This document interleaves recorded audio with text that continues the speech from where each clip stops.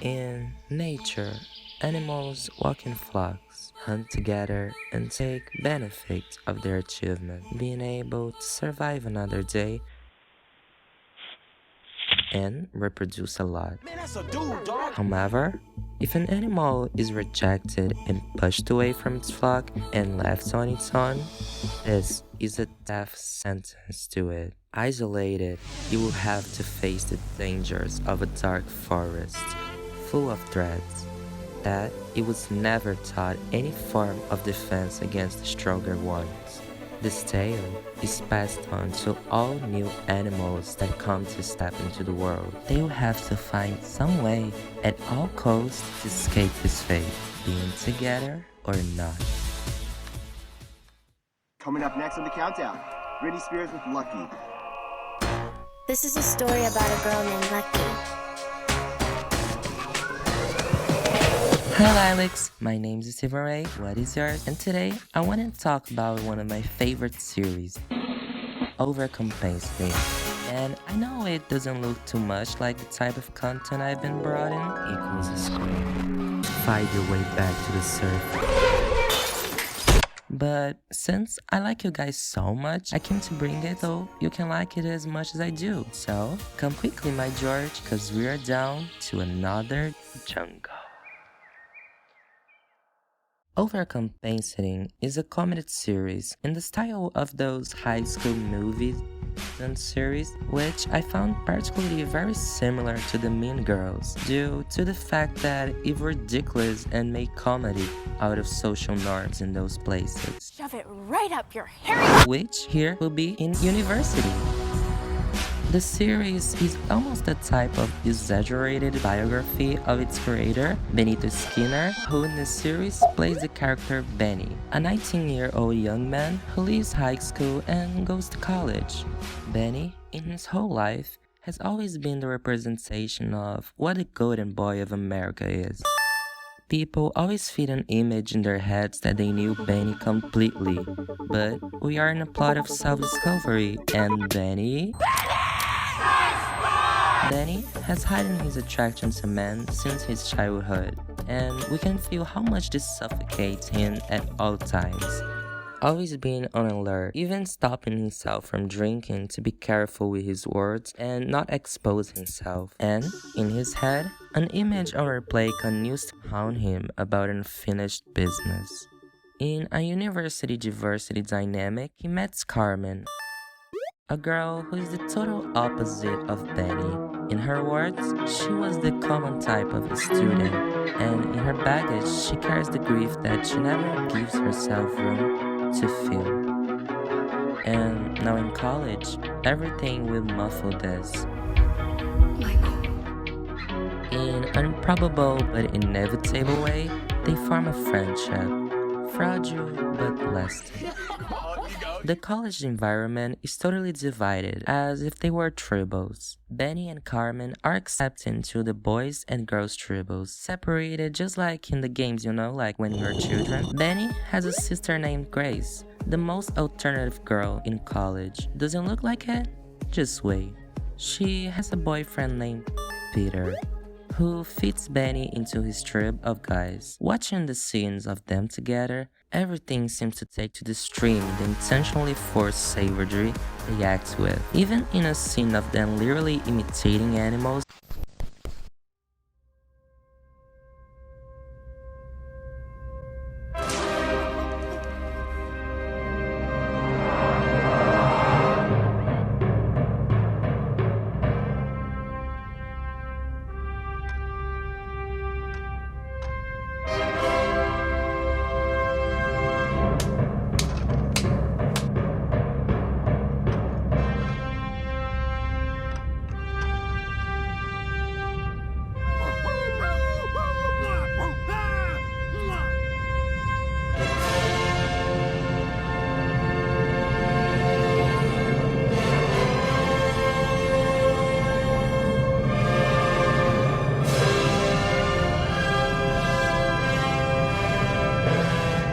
if you are merely reduced to being men, and the constant fear of seeing them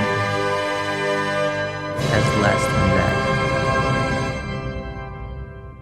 So Peter puts pressure under Benny that he has to have sex that night. Otherwise, he would be rejected by guys and seen as a loser by the entire college, being sent to the dungeon of improvisation. Hello, Yates, you! And we're going to improv the night away. All we need is one word. Queef. Hello, cheerio, sir. I'm Mr. Queef. Carmen, in high school, was like her brother's shadow, but with him, both were always in the spotlight shining. She never realized how that gender separation had always existed since high school. Her old friends were her brother's friend, and now that he has passed away, she was alone, and because of that, she constantly seeks to feel accepted in some spaces. Rumi! No. Whatever you're doing, no, I think. And with Haley, her new roommate, who is like Maddie from Euphoria but with ADHD. She introduces Carmen to her new group of girls, and there, the gender roles that she must follow are set. She clearly shows how shocked she is with all that high dependence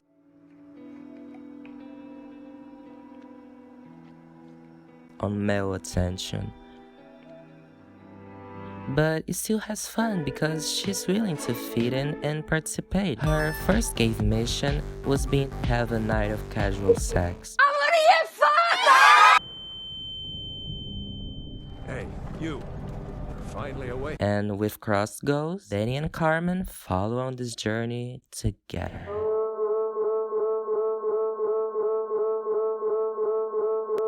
Young bodies stick together and dance at the party. Drinks fly through the air and leave the hands of everyone holding them sticky. If anyone there is clean, then he's not at the party or not having fun tonight. And Benny is one of those, but with Carmen, he feels comfortable enough to comment on the music that is playing.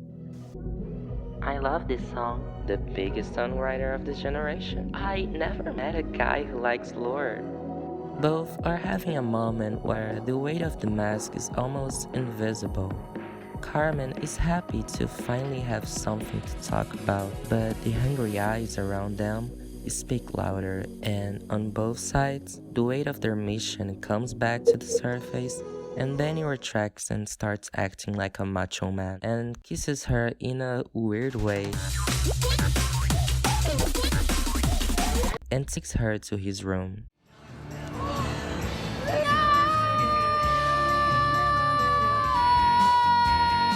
Beep beep, so let's go. Bitches know they can't catch me. Benny's true identity manifests there when he can get an erection to have this so convenient empty sex that everyone tells them to do. But like a divine gay intervention, Benny's roommate opens the door right on the time, cock-blocking them, which thanks to the universe was prevented. Like two people tired of assuming roles, both look at each other and say, I broke my dick, and I lost my larynx. That began the true essence of their friendship, which would grow with each episode. Just a little curiosity that I noticed while watching. But we are in a part of self-discovery, and Benny...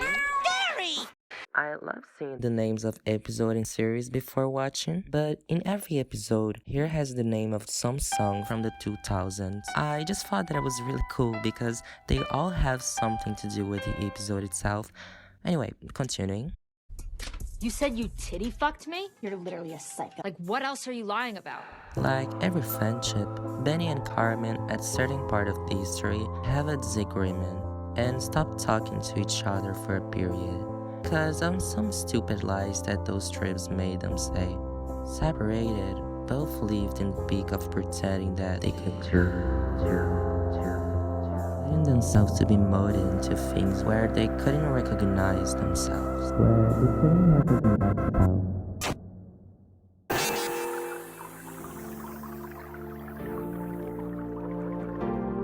But like a magnet or a spring that always returns from its starting point, they attract each other again. amidst the crowd that simply disappear when their eyes cross.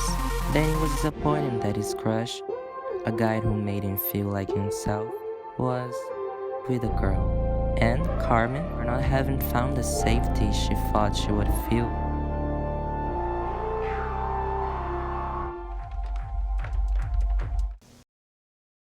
I love you.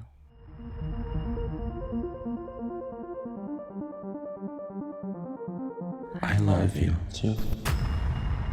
In a tight hug, both accept each other as they are.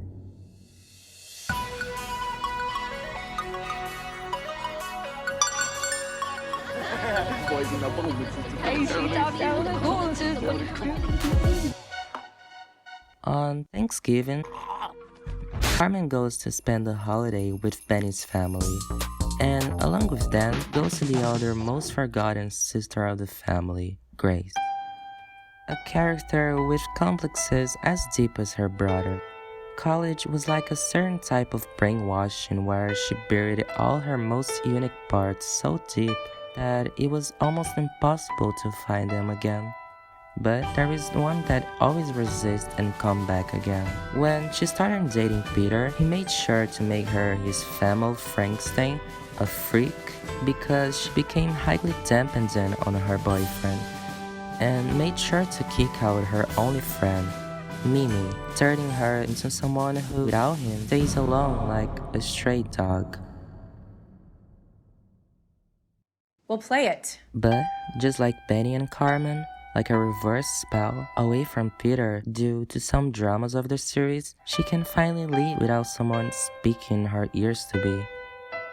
When I was a young boy, my father took me into the city. Arriving in her hometown, Idaho, Marching band. her room is the fragment of her personality that was unearthed.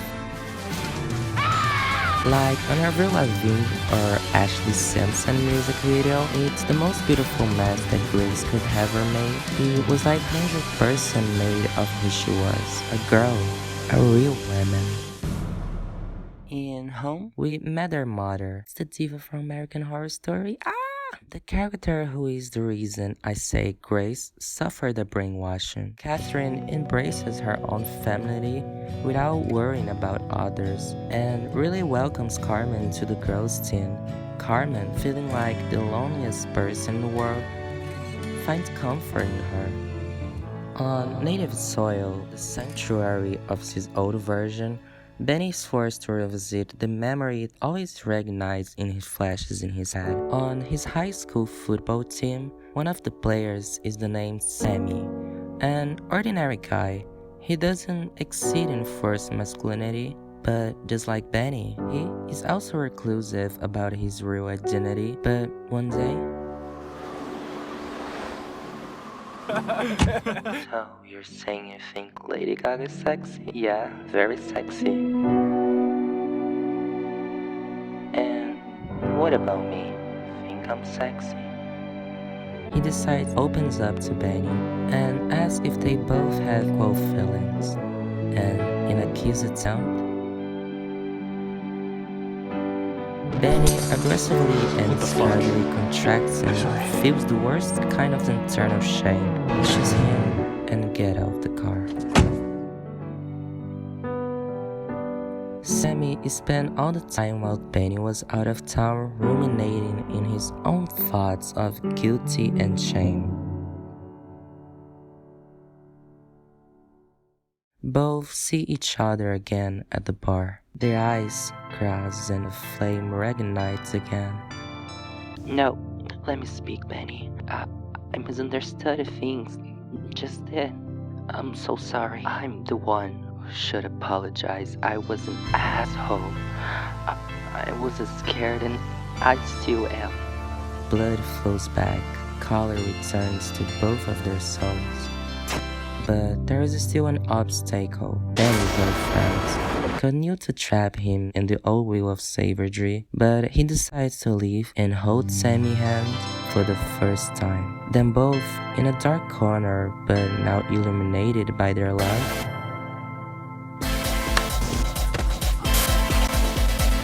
kiss as if after that, they could die and smile.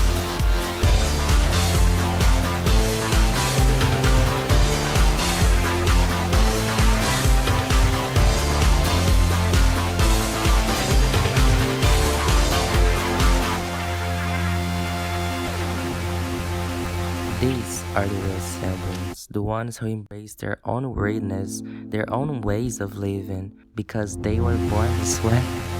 At the end of the day, as much as I haven't mentioned the consequences of drinking and return to your hometown, Benny's mother told them that she divorced from his father and he was fired. Benny tells a lie about the major he was going to take until he doesn't know which path to take. In a strange way, even frustrating his father's expectations, it was liberating not to be what they expected him to be. After all the wave of adrenaline, freedom, and rock music, we are getting close to the end. Here, there is no escaping the cards placed on the table.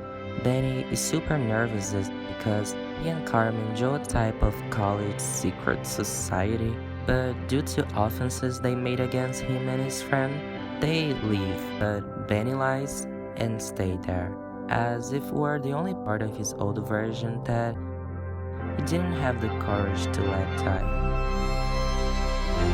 After so many lies and seeing Benny along with other animals that they swore never to join again, Carmen gets upset and goes to her room, and Benny gives up on that and follows her. I matter. I should matter to you.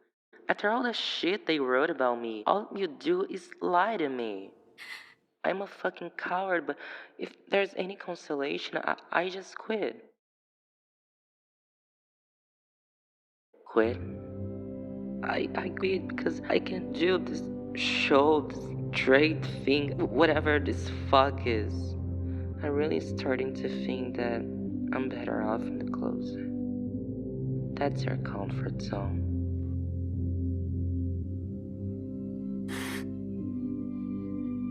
What if people don't love me anymore?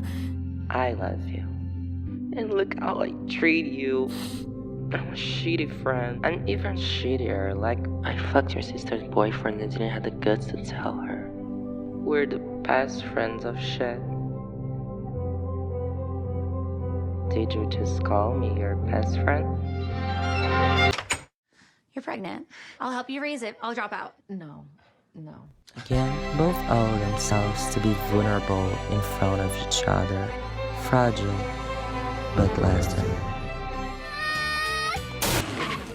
Later, a New Year's party. Yes, time passed so fast that I not even noticed. Grace is entering the party and finds her friend Mimi, who she had previously buried it along with her past.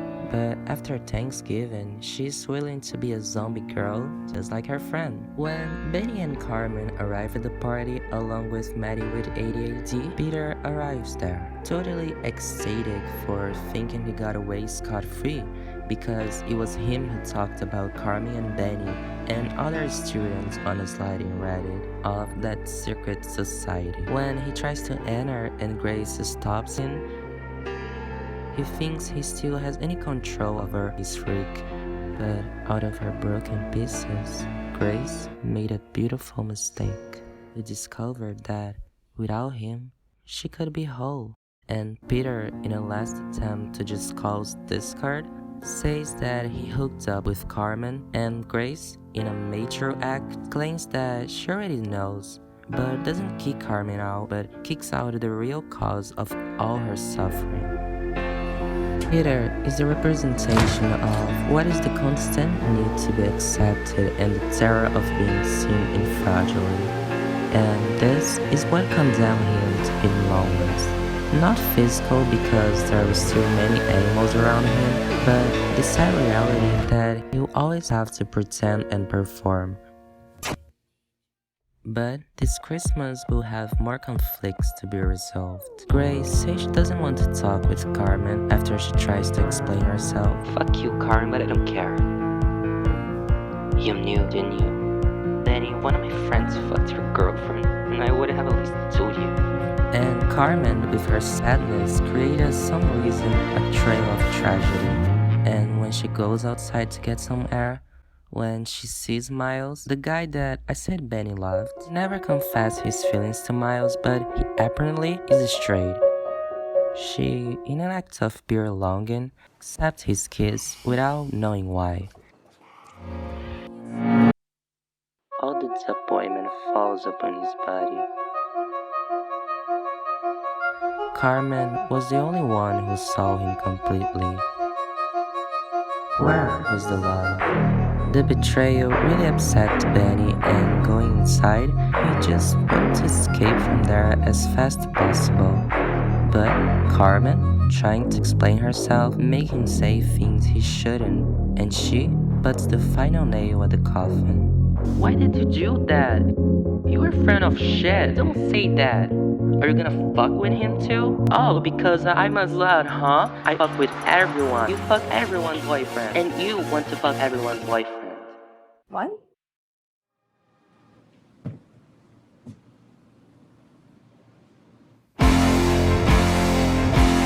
A fragile friendship, but lasting.